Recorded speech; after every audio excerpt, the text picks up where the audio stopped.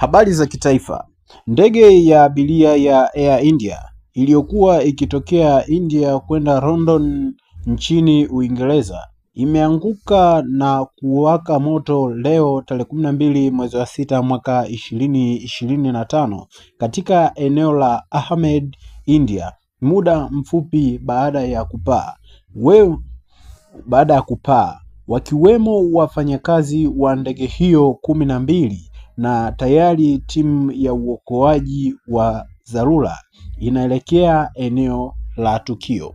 Ewe kama msikilizaji au mtazamaji wa chaneli hii ya Matukio TV, kama ni kwa mara yako ya kwanza, bonyeza maneno yaliyopo chini ya video yako yaliyoandikwa kwa wino mweusi au mwekundu yanayosomeka kwa neno subscribe. Ukifanya hivyo utakuwa umeshajiunga nasi moja kwa moja kupata taarifa zinazojiri hapa nchini Tanzania au nje ya mipaka ya Tanzania. Asante na karibu kwenye channel yetu pendwa ya Matukio TV ili usipishane na taarifa mbalimbali zinazoendelea kuripotiwa ndani ya chaneli hii masaa 24.